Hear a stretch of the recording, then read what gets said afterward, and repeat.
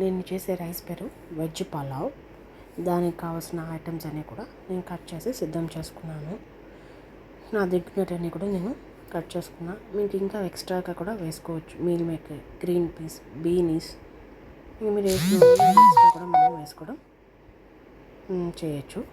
So దానికి తగినంత oil నేను 2.5 గంట పాటు నేను ఆయిల్ అనేది వేసుకున్నాను. మొత్తం మీద అన్ని వెజిటేబుల్స్ దీనిలో గ్రైండ్ చేయడం జరుగుతుంది. ఈ ఆయిల్ హీట్ అయ్యాక కొంచెం ఒక స్పూన్, ఫుల్ 1 స్పూన్ నేను అల్లం పేస్ట్ తీసుకొని వాడుస్తున్నానండి. అది వాడిపోయాక ఎర్రగడ్డ వేసి వాడుస్తున్నా. ఒక 2 మినిట్స్.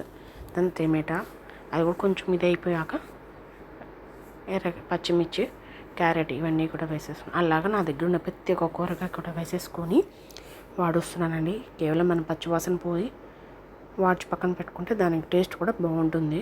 సో నేను అట్లా వాడ్చుకుంటున్నా. ఇవన్నీ వాడిపోయాక చూడండి, అన్నీ వాడిపోయాయి.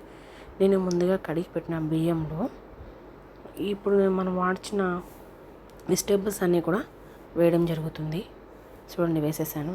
దాంతో నేను స్వీట్ కార్న్ కూడా తీసుకున్నా దీనికి. ఆ స్వీట్ కార్న్ కూడా నేను దీంట్లో వేసేస్తున్నాను.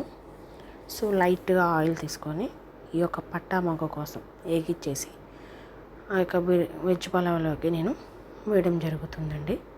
చూడండి, వేసేసాను. దాని తర్వాత గరం మసాలా తీసుకుంటున్నా. గరం మసాలా మనకి తగ్గినంత ఆ మసాలా అనేది వేయడం జరుగుతుంది.